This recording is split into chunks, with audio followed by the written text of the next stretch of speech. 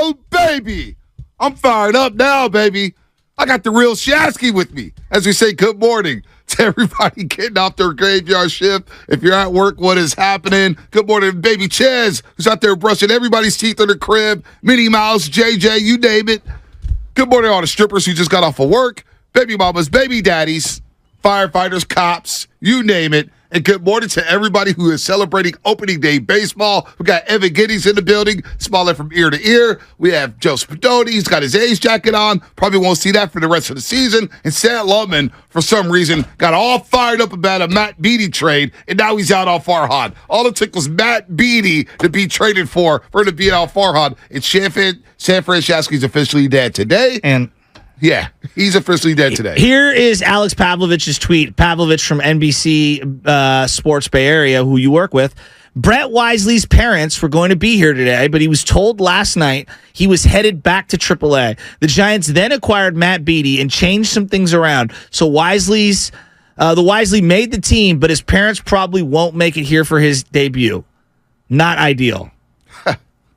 This organization's become so tone deaf.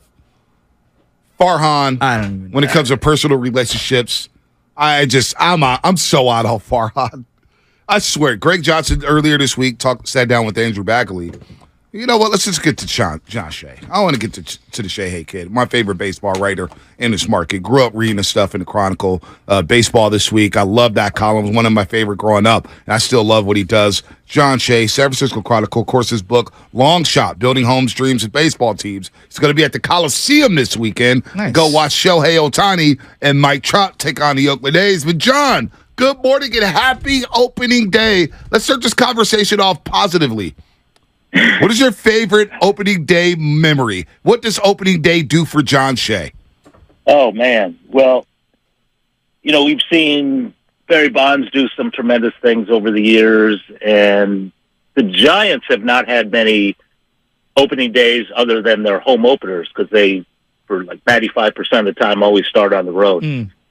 But if you go back to childhood, there was this moment. Nobody named John Tamargo hit an opening day home run in the, eighth inning to break a tie. And nobody ever heard anything from him since, but like upper deck at Candlestick, right field, 50,000 people. John Tamargo, a catcher that didn't last too long, but opening day Bay Area history, there you go. John, I want to start right here because, this week was interesting. You had Sergio Romo obviously get celebrated by the Giants, and to me, it was kind of like a signaling of wow, we've really it's the end of that era. It's been the end of that era, but it really is the end of it. And I know Crawford makes his 12th consecutive opening day start today, but he's the last guy. He's the last guy from the dynasty. It feels like the dynasty and the winning and all that, it is completely wiped away. I mean, you've got the owner out here asking why there aren't fans being optimistic for the home opener and not selling out. I feel like all of the championship stuff, 5 years, it's gone. We've wiped that away. No, you're right, and I think there's something to be said for not getting Aaron Judge, and if they got Aaron Judge, I think those tickets, it would have been a sellout long ago. But what you see, the Giants have always been superstar-driven. I counted, six seasons since 1958 that they didn't have a Willie Mays or a Jack Clark or a Will Clark or a Barry Bonds or a Buster Posey. So for the most part, they've always been kind of superstar driven, somebody that the team can rely on, somebody that the fans know is going to be there every day, somebody that they can, buy a jersey and hold on to it for a few years. But in this modern era, I wrote a story in the Chronicle today about opt-outs. 4 of the 6 free agents they signed received opt-outs. And that's sort of a way in the modern era to get guys to sign. And it's been tough to get people to come to San Francisco. It's well documented. Some amazing superstars. The Giants get the rose, or the Giants don't get the rose, and finish runner-up. And these people, whether they use the Giants for leverage to go elsewhere, or whether they, at the very end, just decide, you know what, I'm not going to go there, I'm going to go somewhere else. Whether it's taxes or politics or the way the Giants operate or whatever it is, who knows?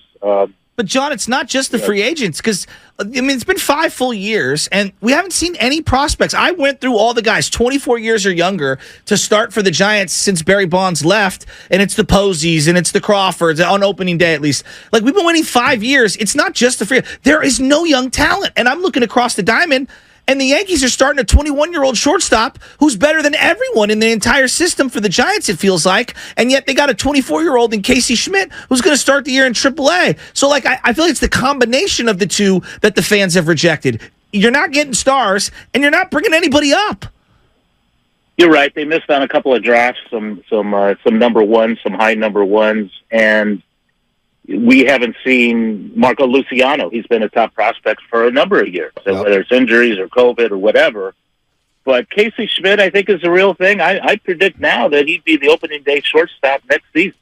I mean, He's that good. Wow. But hey, he's going to be watching his Aztecs on Saturday. He's a former San Diego State kid, but the thing with him, he's got a terrific arm, almost Chapman-like. He's got great baseball reflexes and instincts for a third baseman, but he's played some significant time at shortstop in the minors. He's going to do that at AAA as well. And I think, based on how he hit last year in the minors, kind of a breakout season for him, I think he'll be ready sometime this year to make a difference in the big leagues. And if Crawford steps aside and retires, I think he'd be the man at shortstop. I don't see Luciano as a major league shortstop. Maybe I don't either. Go to third or the outfield with the body type and what I've seen of him defensively. But this kid Schmidt, he's going to be fun to watch. And Kyle Harrison, of course, he's coupled in spring training. He's their top pitching prospect, local guy. That's a couple of guys, but yeah, for the most part, it's not a team that has relied like Sabian and Evans on the draft that got him those championships, because that was pitching and defense based. And I would have loved to see Bryce Johnson on this Me roster. too. I was stunned because what do you have this year? Well, you need athleticism. You need foot speed. You need someone who can steal the bases. The man was 12 for 12 in steals. He led the majors, all of the majors in spring training steals. And I spoke with him a couple of times down there, and he was all gun-ho on taking advantage of these rules. You know, he can play a little bit of defense. He can play center field, and the Giants did not get a center fielder in the offseason. They were hoping to beef up the middle of the diamond, and they didn't get a shortstop, second baseman, or center fielder. So the defense is going to be the same up the middle, but Yastrzemski is going to have to play a little bit more center field. But I think Johnson would have been exciting to watch, and with the smaller bases, I think he would have seen an up-tempo game that the Giants had talked about all spring, and then send a great message to the prospects. Hey, you just tore it up in spring training. You did everything they asked. At the very last minute, they trade for somebody else, and they're sending you back. It's embarrassing. It's embarrassing. John Shea spit nothing but facts here on Warner Ross on 95.7 The Game. The Shea Hay kid's been doing it for a long, long time for the Chronicle. Best baseball beat writer I've ever read. No doubt about that. Let me ask you about Joey Bart, because you didn't mention him. Is that about done? Is the buzz for Joey Bart? Is this the beginning of the end for him in a Giants uniform? Yeah, you're my new best friend, by the way. Checks in the bell, John. I don't think so. I mean, they have to rely on him this year. I mean, they've invested too much, and they've seen too much on the upside. There's a whole bunch of swings and misses. We saw it in spring training. He had a decent overall spring. Pitchers do like throwing to him. He's got a good enough arm. Can he be a major league catcher on a consistent basis? Well, this is kind of the year he's got to show that. And there's going to have to be a lot of people on this roster who are going to have to kind of do or die to survive. Because if the Giants have another losing record or finish 500, which I'm kind of predicting, hey, they're probably a 500 team. Yeah. I don't see them improving enough to challenge the Padres and Dodgers, of course, but even become a playoff team, because there's just so much depth in that National League East, regarding the wild cards. And if the Dodgers don't win the division, the Padres will, and the other team will make the wild card. And there are only 3 of them. So it's going to be a big year for Farhan Zaidi and Gabe Kapler in terms of their future. And this is kind of a make or break year in a lot of ways. and they can't keep blaming it on the lack thereof. It's going to have to be, well, you got these new guys. You got Conforto and Haniger and these two starting pitchers, Stripling and Manaea. So they were going to have to come through because that was the depth after missing out on Judge and pulling the offer off the table on Correa. So it's kind of on them to make good this year. You brought up Farhan and Gabe Cobb. There's so many different directions we could go with this baseball club. But Farhan, now that the terms of his contract has been released, the club has a 2024 option for him. And Greg Johnson mentioned earlier this week that he has every intention on exercising that club option. However, if this season does go awry and they finish less than 500, because last year 500, I don't buy it. They went 18-10 in September when nobody cared. Nobody was watching. It was they won 7 games against the Rockies. Who cares? But if the season does go awry, is there a situation that you see where the Giants say, you know what, it's been 5 years. We can't wait any longer. Let's move into a different direction. Is there any chance Farhan doesn't return after this season if the Giants don't finish above 500? I don't think there's a situation where he doesn't return unless there's just utter chaos and a revolt and players pop off for reasons we don't even know about. But I don't see that coming as much as, well, maybe the manager becomes on the hot seat. If it's a losing team in August and September, he's got another year to go. They could buy him out. They could move in another direction, but their relationship there, it's so tight. It's not like Farhan was forced to get this guy. He went out and took him. Their relationship with the Dodgers is well documented. And if things don't work out, or if players play below par as they did last year, and remember, it was only 2 years ago that everybody on the roster had career years, and they won all those games for Kapler. And then last year happened, and was it a dose of reality? I know, perhaps. But if we get that again, where they're 5 or 7 or 8 games under 500 entering September, they could look at a different future. But then again, I mean, it's opening day today, so I mean, it's not all gloom and doom. Yes, they still could pull out something. We never expected 21 to happen, and it did. Yeah. So, I mean, you talk to Brandon Crawford and other guys on the team, they said this is kind of a better opening day roster than that 21 team was. I don't know. We'll have to go back and forth on that. I'm looking at this team. Like, so what are you optimistic about? Like, what on the team right now? Like today, for example, Joey Bart's not even starting at catcher. It's opening day. He's not even starting at catcher. Like, I'm looking at the outfield. I'm looking at this infield. These aren't guys that are going to be on your fantasy baseball team. So, as someone that does follow this team in and out, what are the storylines or the players that you're looking forward to talking about? Well, I think it starts with the rotation. Even though they lost Rodon and they added some depth, they didn't add a number 2, so Cobb is going to have to follow Webb in the rotation. He pitched in the minors the other day. His knee was okay, so he's going to be the number 2 guy. Ross Stripling, who got kind of tortured by the A's in his last tune-up, and then probably Alex Wood. But they also have Manaea and Dave Sclafani and Jacob Junis as a swing man. You say, well, that's not real impressive. Maybe there's not another great number 2 along with Webb. But Cobb, beyond the record, had some, interesting numbers last year. And, in terms of ERA and WHIP and all these other things that maybe aren't seen in the wins and losses. But, I think he could be a decent number 2.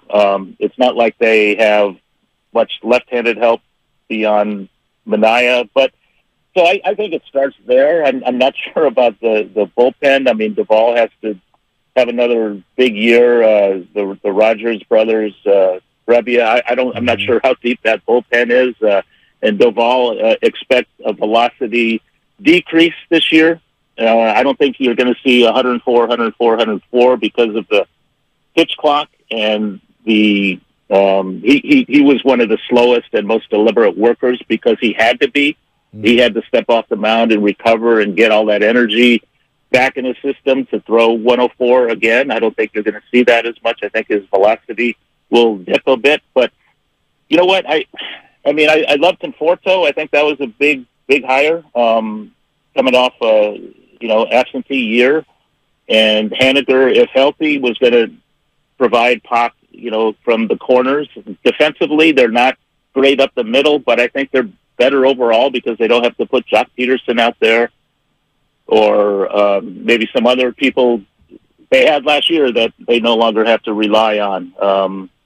Crawford needs to have a big year. Estrada didn't have a great defensive year. There's a lot of issues. They talk about trying to get more athletic and better defensively. They don't have a first baseman on the roster. Mm-hmm. Lamont Wade Jr. was an outfielder. Matt Beatty, John Davis was a third baseman. Wilmer Flores is not a first base. So yeah, they've got to prove to a lot of people, especially fans who are buying the tickets, that they can hang in this NL West.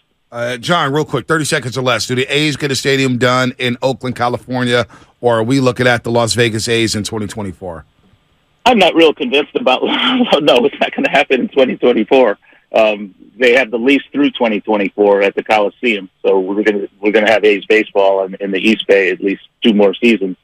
But Las Vegas doesn't have a site. They don't have a funding plan. They don't have somebody who's going to say, I'm going to give you $1 billion. The governor has already come out and said, you're not using public money. Mm-hmm. But I was there for that weekend when the A's played the Reds in Las Vegas this spring. And everyone I spoke to, and I spoke with politicians, I spoke with casino owners, people in the community. Heck, Jason Giambi, Mr. Las Vegas, was there. They all think the A's are coming, and which is a different vibe than it is in the East Bay, where they say, "Man, I hope it's gonna work." In Vegas, they all think, "Well, hey, we get things done here. It's gonna happen. If the governor doesn't want to use public money, we got some funny money hidden away over here that we could use." I still don't know why owners of Major League Baseball would ever allow the Giants to be the only team in Northern California when there are 3 in Southern California, and I don't see why all those other owners would allow John Fisher to move there for free, as opposed to a few years down the line when they expand to 31, 32 right. teams, that they would get $2 or $3 billion, for an expansion fee from some guy in Las Vegas who would willing to ante up for his own team. John Shea is going to be at the Coliseum this week and cover the A's and the Angels, and we're going to do it again. We love going to you for our baseball talk. You're a historian of the game. You appreciate the game, and we'll see how this Giants season plays out, man. A lot of unknowns, a lot of question marks when it comes to the San Francisco Giants as they start off at Yankee Stadium today, going up against Aaron Judge and the Pinstripes. John, take care, man, and enjoy opening weekend of baseball. Well, thank you. Have fun, guys. Anytime. The Shea Hey Kid here on 95.7 The Game.